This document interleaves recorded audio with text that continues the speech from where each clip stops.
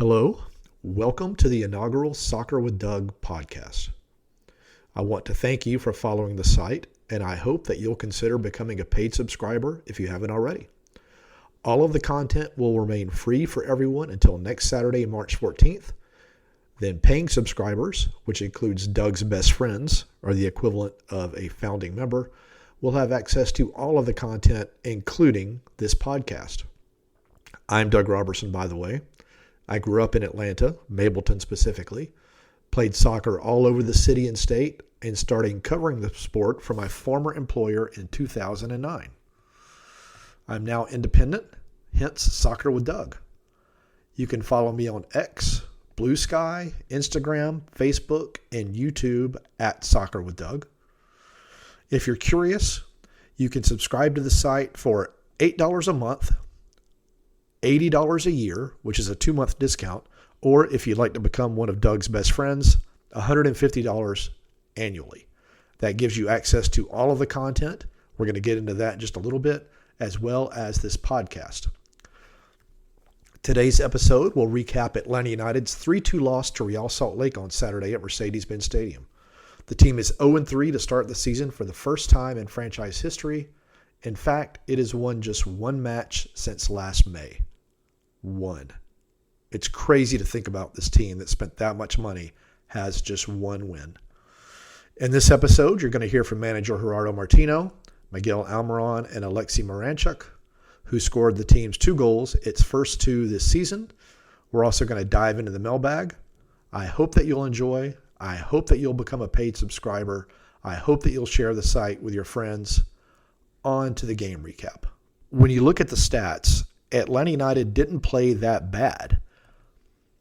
Its expected goals was 1.16 to Real Salt Lake's 1.07. It outshot Real Salt Lake 16-11. It put 5 shots on target to Real Salt Lake's 4. It completed almost 250 more passes, 688 to 422. The problem was individual mistakes, particularly 2 by Juan Baracol and another by Nea Mihai, killed any chance the team had of scoring. Real Salt Lake went up 2-0 before the boos started at Mercedes-Benz. Alexei Miranchuk got one back with assists from Cooper Sanchez and Elias Baez. But then 2 minutes later, Real Salt Lake scored again. Baracol did not close down his man well enough. He hit a goal of the week type shot that a taller goalkeeper might have gotten. But by then it was 3-1. Miranchuk got another one with an assist from Emmanuel Latilat, who again had another poor game. But it was just too little too late. Atlanta United's offense still is not close to good enough to compete against really efficient teams that are executing well. We're going to start with Gerardo Martino. I asked him about the individual mistakes on defense and what he sees that gives him hope. Nosotros tuvimos un problema en los primeros 2 partidos y hoy tuvimos un problema diferente, que fueron los errores. We had a problem in the first 2 games, and today we had a different problem, which was the mistakes. Mejoramos desde mi punto de vista mucho en el juego y fallamos en errores individuales. Y ahora hay que trabajar sobre eso, sobre lo que el equipo creció en lo futbolístico y sobre los errores que nos cuestan partidos como el de hoy. We improved, in my view, in the overall play, but today we had the mistakes. So now we have to take those 2 things, the improvement in the play, and now work on trying correcting those mistakes. But he believes that. I followed up with if Mihai and Baracol are the right combination in central defense. La elegí yo y por consiguiente creo que es la que tiene que jugar. Simplemente eso, ¿no? ¿No es cierto? No hay mucho más para opinar sobre errores individuales. That's the duo that I chose because that's the duo that I wanted to play and think can do it. But we don't have to talk a lot about the individual. There's not much to say about the individual mistakes. Yeah. Lucas Hoyos has had a rough start at Atlanta United. I don't think Hoyos was at fault on any of last night's goals, but Martino was asked if Hoyos is the right player right now. And we're going to get into that in the mailbag a little bit too. Lo primero que se dice cuando un equipo pierde 3 partidos hay que hacer cambios, 11 cambios, 9 cambios, 10 cambios. Es decir, los cambios hay que hacerlos en los lugares donde uno cree que hay un jugador que está mejor que otro y en los lugares donde uno cree que va a haber un salto de calidad. Eso siempre se evalúa, pero no es numerología, es decir, te hicieron 9, sacamos al arquero, hiciste 2, sacamos al delantero. Hay otro análisis que hacemos los entrenadores, no es solamente una cuestión de números. When you lose games, people are always asking for a lot of changes, whether it's 11 players, 10 players, however many changes it might be. But when you're evaluating, there's other things that come into it. We have to do an evaluation of will there be a jump in quality. So as coaches, those are the evaluations that we're always making. Además se trata de protegerlos a los jugadores, no solamente porque en una situación como esta, donde el equipo pierde 3 partidos seguidos, cuando uno hace muchos cambios, corremos el riesgo de que los que entran solo por el hecho de cambiar y dar una imagen para afuera no tengan el rendimiento adecuado, y además terminamos de sacrificar a los que salen del equipo. Entonces va a llegar un momento que nos vamos a quedar sin jugadores para poner, porque permanentemente hay que cambiar. But we also, as coaches, we try and protect the players. We don't change just to make changes, because if you do that every game, then we're going to run out of players to make changes with. So you can't sacrifice it just for the sake of making changes. Martino was asked if the current results are more about the team and the tactics or just the state of the franchise. Again, the team has one win since last May. That was at Nashville on Labor Day. So I haven't seen them win since last May because I did not cover that game. Nosotros no tenemos duda de hacia dónde vamos. Es decir, podemos tener diferencias de interpretación en cuanto a los tiempos, pero hacia dónde vamos no tenemos dudas. Es decir, we don't have any doubts about the place that we're going. We can talk about the amount of time it may take, but we don't have any doubt about where we want to go. Y eso es lo que normalmente una sucesión de derrotas trae aparejado. Es decir, las derrotas hay que analizarlas como derrotas y con las cosas que hay que mejorar para que el equipo tenga mejores producciones, que creo que hoy el equipo mejoró mucho respecto a los 2 partidos anteriores. Pero cuando se vienen estos momentos, lo que no se duda es del proyecto, porque el proyecto se arma el 30 de noviembre, el 15 de diciembre, y se arma con un análisis, con un pronóstico, con cosas que tienen que ver con la mejora del equipo para adelante, pero no se modifica permanentemente hacia dónde va el equipo, hacia dónde va la institución. Tenemos que tener una idea, la tenemos hacia dónde vamos, y que estos comienzos como el que hemos tenido no nos hagan dudar, justamente para que no nos pase lo que yo mencioné en la previa que empiece el torneo, para que cuando llegue junio no tengamos la temporada tirada. We have to analyze each loss as they come of that loss. So what we're not going to do is we took over this project in November, and we don't have any doubts about the long-term project, but of course we're going to analyze these games and work at what we have to fix. But something that I mentioned then is just it's a long-term project, and we're not going to think about all those things right now. Martino was asked what positive he's seen during this rough stretch. Hoy mejoró mucho en la elaboración de juego. Today we improved a lot. Pero mucho mejoró. Absolutamente un cambio. Hoy un equipo que jugó y debió ganar el partido. Así de simple para mí. Después cometimos errores, trabajaremos sobre los errores. Pero la producción del equipo hoy no tiene absolutamente nada que ver ni con el partido de Cincinnati, donde competimos bien pero no jugamos bien, y mucho menos con el partido de San José. Hoy el equipo tuvo buena circulación, tuvo situaciones de gol, convirtió 2 goles, tuvo buena posesión, buena calidad de circulación. Absolutamente fue otro equipo en eso. En eso creo que hay un paso gigante hacia adelante. Lo que pasa es que, claro, explicar todo esto sobre la derrota cuesta mucho más. Por eso es tan importante el resultado, porque si no pasa desapercibido la evolución que fue teniendo el equipo. Today we elaborated the play much better in my view. So even looking at the past two games, I think we did a better job than the Cincinnati game when we competed well, and certainly better than our last match. Today the team created, scored 2 goals and created enough elaboration of the play to have won the game. But of course we made the mistakes that now we're talking about. But in my view, we took a giant step forward in terms of the overall team play. And how long does he think it's going to take to turn this around? And my last question to him elicited a pretty funny but interesting answer. No, yo no dije que el proyecto era largo. Él dijo que yo dije que el proyecto era a largo plazo. Dice que cuando hablas de un proyecto de... No, yo hablé de hacia dónde va el equipo. I spoke De hacia about... dónde va el equipo. Después a lo mejor hacia dónde va el equipo es conmigo o con otro entrenador. Pero nosotros sabemos hacia dónde vamos. Yo no hablé de largo plazo. Los largos plazos, ustedes saben que no hay largos plazos si no hay resultados. I was referring to where we know where we're going as a club. So whether it's with me or whoever the coach is, because you guys know how coaching goes in soccer. I'm talking about the we know where the club is going over the long term. There's no doubts about that. Mire, cuando yo llegué a Inter de Miami dije, necesitamos 2 libros de pases para tener un equipo competitivo. When I got to Miami, I said that we needed 2 transfer windows to have a competitive team. Yo llegué en el mes de junio del 2023, tuvimos ese libro de pases y el de diciembre del 2023.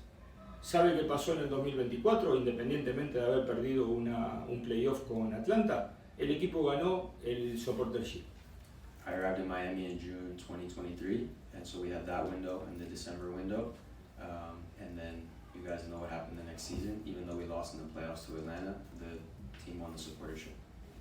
Cuando se pierde con Atlanta, no se cambia el proyecto, se cambió el entrenador, que es diferente. El proyecto continuó, y el proyecto siguió e Inter salió campeón. When the team lost, the project continued.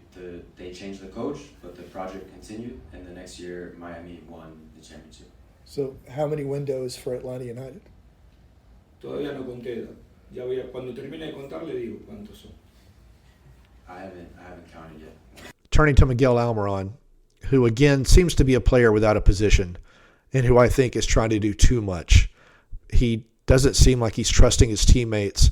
If you read the player ratings I posted, you'll see some more of my thoughts on a couple of situations that he put himself into. But he talked about how the first goal really changed the match. No, yo creo que los primeros, antes del gol de ellos, creo que tuvimos el control del partido. I think before their goal, we had to control the game. Luego cuando nos hicieron el gol, nos desordenamos un poco. Creo que tenemos que ajustar esos errores. Sabemos cómo es la liga, sabemos que hay equipos buenos, así que nada, tenemos que hacernos responsables de esta situación. And then once that goal went in, we dropped a little bit, but we know how competitive this league is. We've got to make the adjustments and be accountable ourselves. I can't believe it's taken until now for us to talk about the grass. Grass was put into Mercedes-Benz Stadium. It's part of the prep ahead of this summer's World Cup. Moranchik was asked about playing on grass. Great, felt great. Grass was good. Yeah, I mean, if there is possibility to play on grass, it's always good. But as a player, you can adapt whatever is there for grass. And the disappointment of losing the home opener. Yeah, I mean, to concede 3 goals, trying to get back to the game, but 2 goals not enough. A little bit frustrated, of course. First game at home, opener game, wanted to win, but it didn't win as we planned. Before we get into the mailbag, I wanted to share some of the content posted on Soccer with Doug since yesterday and talk about some of the things upcoming. If you look around the site, soccerwithdoug.substack.com, you're going to see a game story from last night, player ratings from last night, a short video that I shot on the YouTube channel. I'm still getting used to video, so please bear with me on a couple of these things. You're going to see a series, 5-part series on some what ifs and Atlanta United history. That's going to continue. There is an exclusive Q&A with Matthias Galarza. There is a note to the supporters groups. If you're a member of a supporter group and you're doing good work in the community or just want to talk about your love of soccer, I would love to put a spotlight on you and put a little segment on the webpage about you. There is a little note about how to find me on all of the social media sites. There's a welcome to the page with a little bit about my history and what I hope to accomplish with this website, Soccer with Doug. Those are a few of the things that you're going to find. Again, you can subscribe for $8 a month, $80 a year, or if you want to become one of Doug's best friends, $150 annually.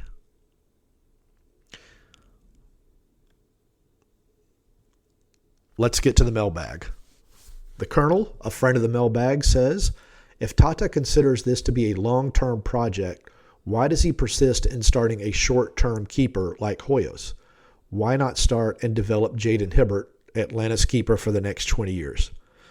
Now, a lot of you have been critical of Hoyos, understandably. He's already had a couple of mistakes in 3 games that have contributed to goals.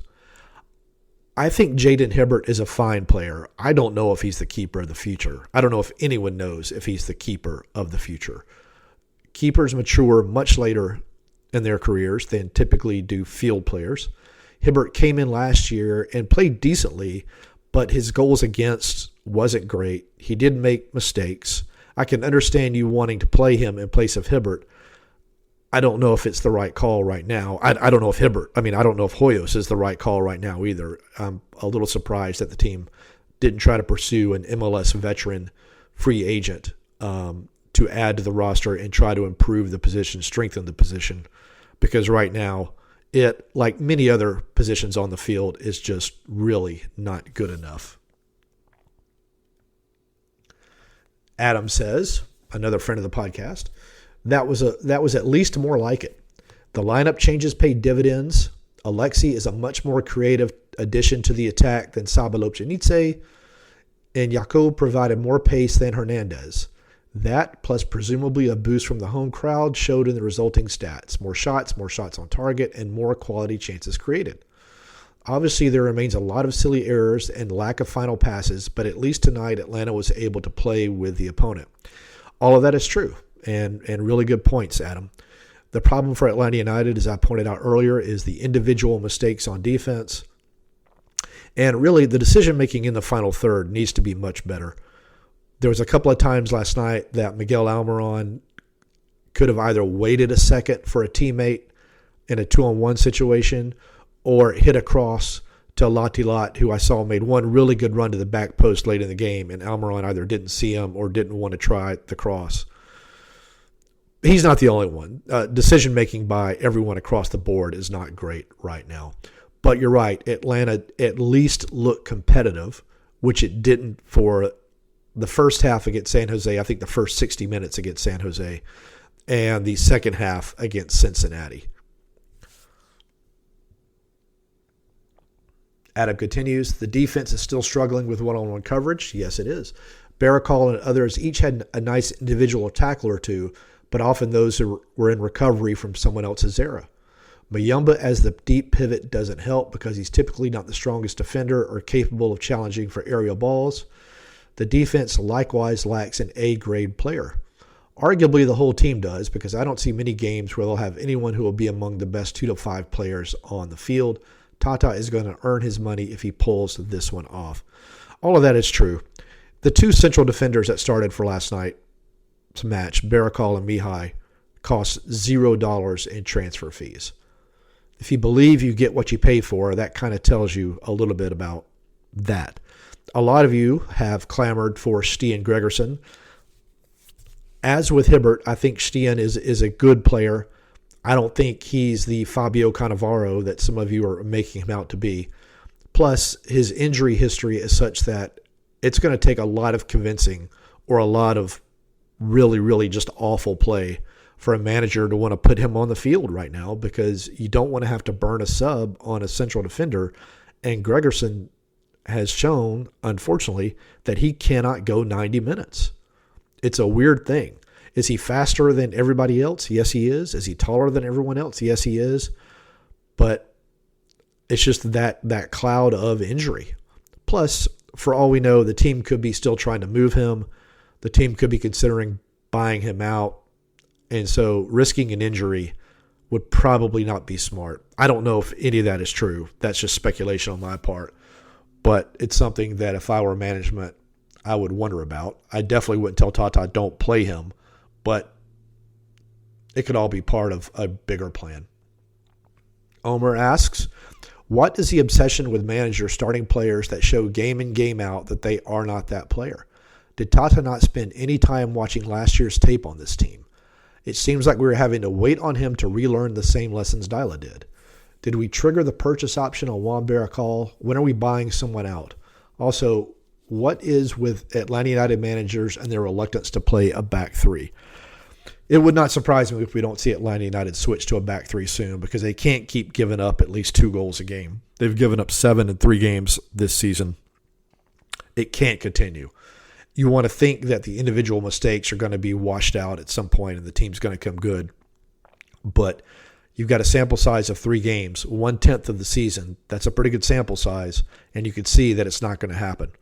So if you switch to a back three and you put in Gregerson, for example, you have no other center backs. You could play Ronald as a center back. You could play Matthew as a center back in a pinch. But that is a roll of the dice. And let's say one of those guys gets hurt and you're not comfortable putting in Hernandez or Edwards, then you're stuck with having to go back to a back 4 again.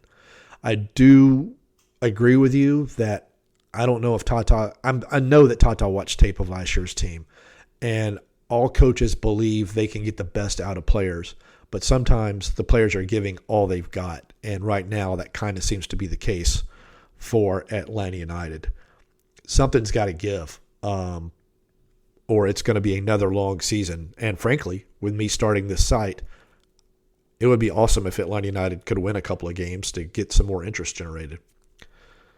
From the Facebook page, should Atlanta United sign Key Camera if he's still available?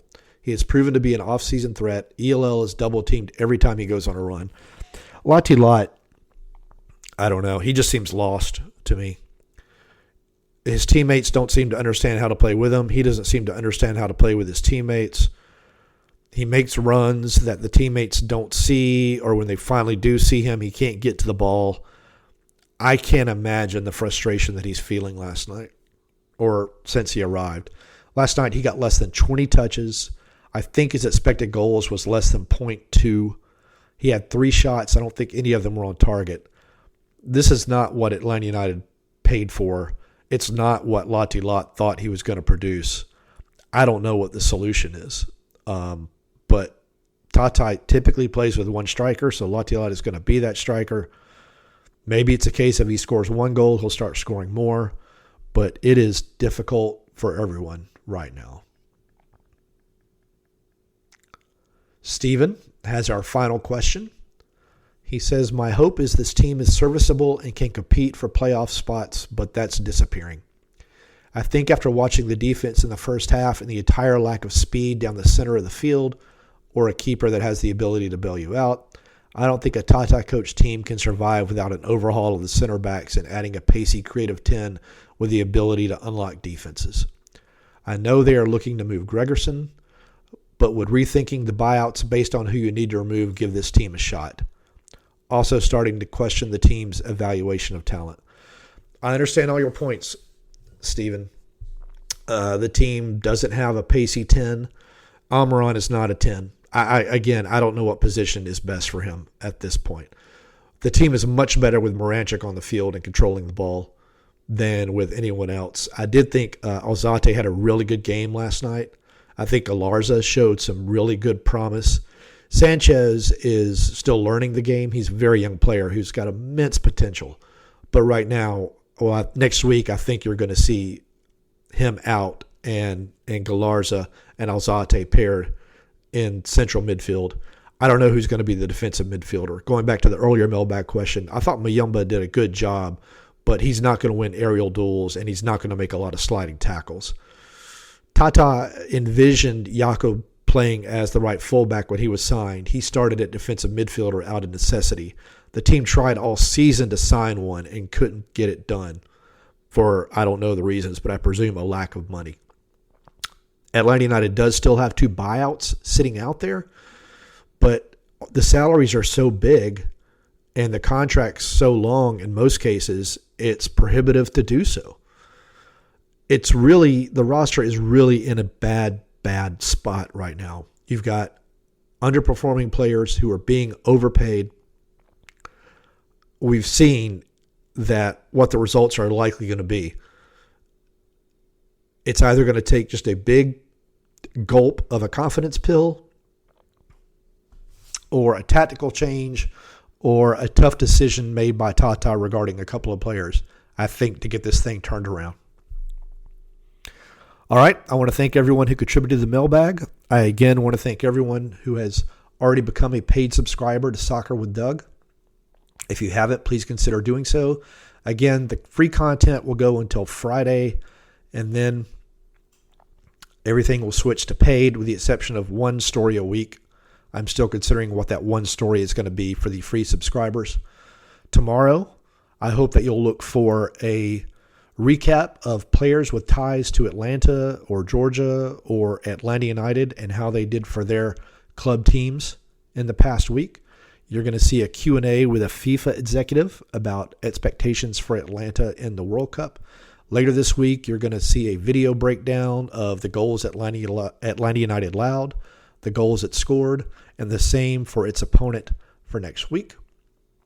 I hope you'll follow me on X, Blue Sky, Instagram, Facebook, and YouTube. All the handles are Soccer with Doug. Again, please consider becoming a paid subscriber, and please share the site with your friends. And I've been waiting to say this for a long time, but hug your loved ones, communicate with your loved ones. Let's take care of each other.